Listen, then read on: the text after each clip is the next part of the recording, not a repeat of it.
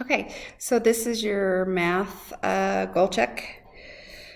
And you're going to be identifying proportional relationships and problems containing a graph, table, equation, or word problem.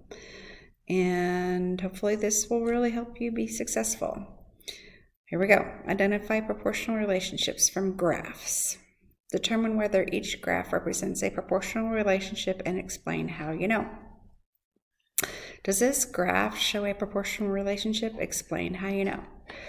Well, proportional relationships generally, when you're looking at graphs, they go through the origin. Come on and let me insert a new line. Okay, and the origin is at 0, 0, okay? So this graph, or this line that I drew, it's going through 0, isn't it? And this other one is not. It's not. So I would say no, nope, it's not proportional. And does this graph show a proportional relationship? No, it doesn't, because it doesn't go, well, it goes through the origin, but yeah. So let's move down here. More questions. Explanations may vary, but let's see. Yeah, no, this graph does not show proportional relationship. The line does not pass through the origin, like Miss Niebuhr said. Yay, Miss Niebuhr.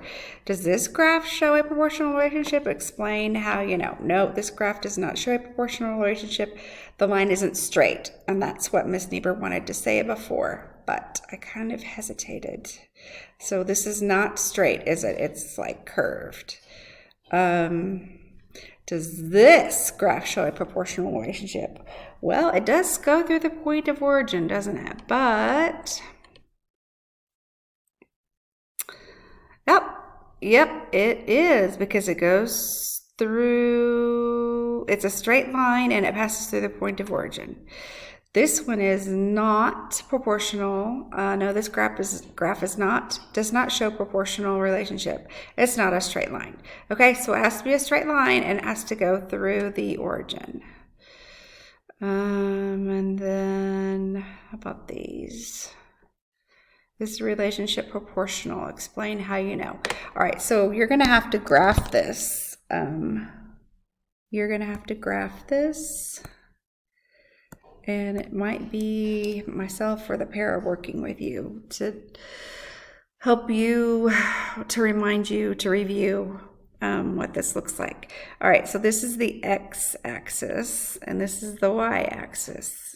Y-axis goes up and down, x-axis goes left and right, okay? And see, we have the table over here. This is the table. Here is the numbers on the x-axis. Here's the numbers on the y-axis. So x-axis, let's find 3. There it is, okay? Y-axis, let's find 2. There it is. So we're going to go up like this and over. And that's where it's going to be, right there. Okay, now we're going to find 5 and 4. So here's 5 on the x-axis, here's 4 on the y-axis. There we go. It looks like it's going to be proportional. Looks like it's going to be a straight line. It's going to go through the origin, doesn't it? And we'll do one more, 7 and 6. 7 on the x-axis and then 6 on the y-axis. Yep. Okay, so I'm going to insert my straight line. And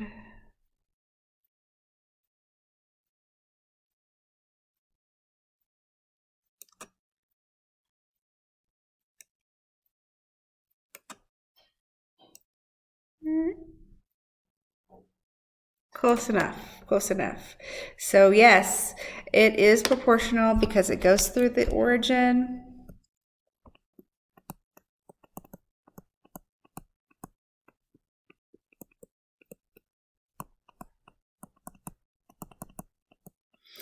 And it's a straight line. Okay, so why don't you do these two on your own? And you've already seen these answers, because that was kind of, I was wanting to review you. Pausing it. So on this one, you're going to identify proportional relationships from tables. All right. Y is always the numerator and X is always the denominator. Two variables have a proportional relationship if the ratios between them are equivalent. Find the ratios to determine each table represents proportional relationship, and then circle yes or no if they're proportional. Okay, so we'll do this table together. Y, like I said, goes on top, and then X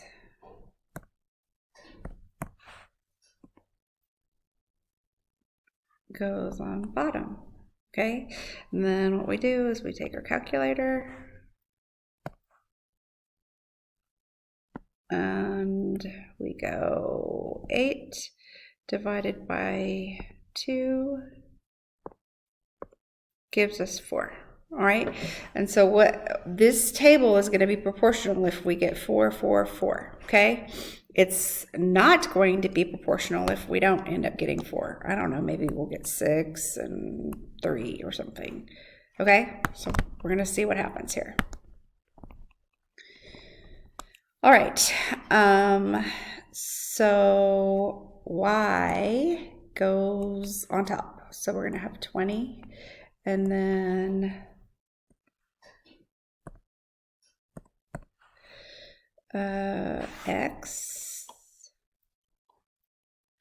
X goes on bottom, right? So we're going to have 5. And then in our calculator, maybe you're doing this in your head already, I don't know. 20 divided by 5 is 4. It looks like it may be proportional, but let's not guess. Let's keep going. So we're going to have 32, divisor bar, and 8. 32 divided by 8. 4. We have one more. Let's not guess. 48 divided by 12. And I'm just doing this quickly now because we know Y is over X. Be sure and clear your calculator. 48 divided by 12. We get 4. So yes, it's proportional, isn't it? Yes, it is. Okay.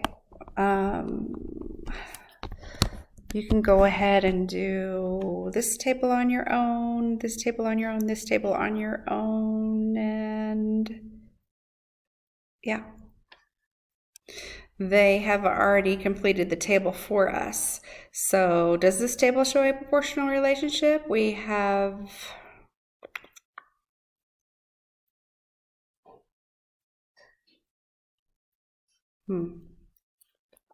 well, I think this is kind of still like Y and X. So 15 divided by 10, I think. 15 divided by 10.5, or 1.5 rather. And then 20 divided by 12.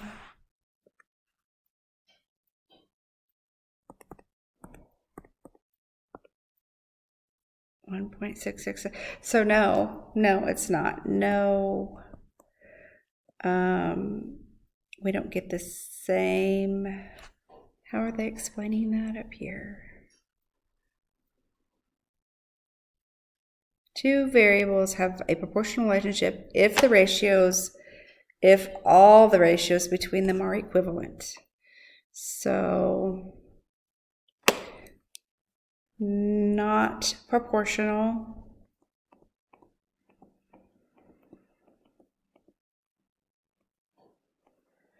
Because all the Gosh darn it. What was it? All the ratios between them are not equivalent.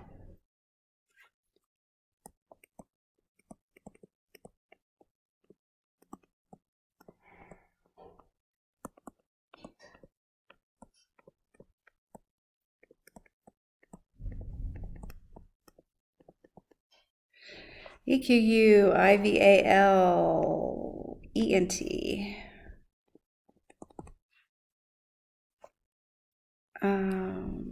Okay.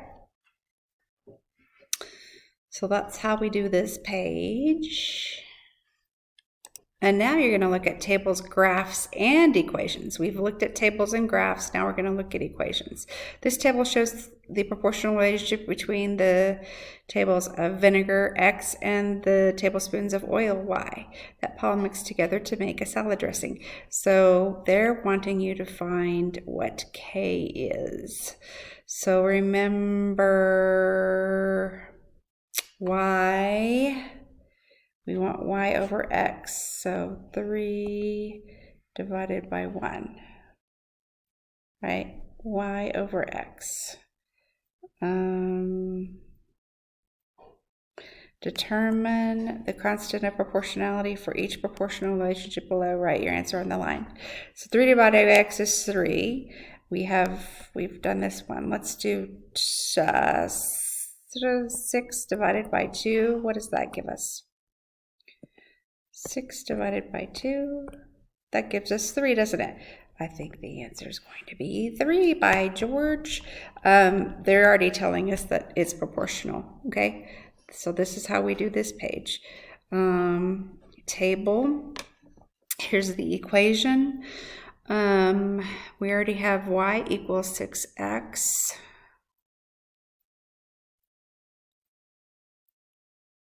So I don't know. I'm just going to have you do tables.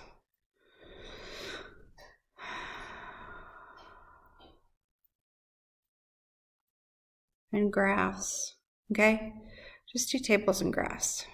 I changed my mind. We can do this, all right? We just, we're multiplying here. 6 times the variable X, and so what is the inverse or opposite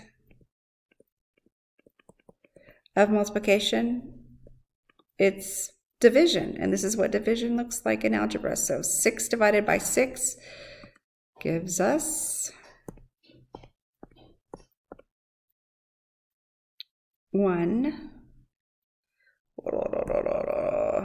But that's not the answer. Gosh darn it. Get out of the way, calculator. The answer is 6.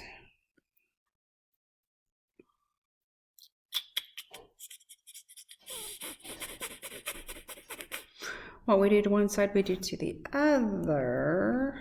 9 divided by 6.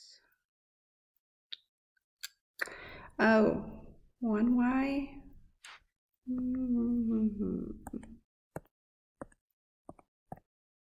No, that's not it either. Anyway, student, it's going to be 6. And this is going to be 12. Don't ask me why right now, okay? Just really look at the tables and the graphs. Yeah. Tables, graph. How about this one? Can we do this one? We're dividing, so we want to multiply. These cancel out, and we're left with 5. Yep, for this one, it's going to be 5/3 as well. Okay, tables, graphs. This was kind of a difficult math goal, and I think you can do it. I really do. I know it's taken a while, but to get through this, I will come help you as best I can. Thank you.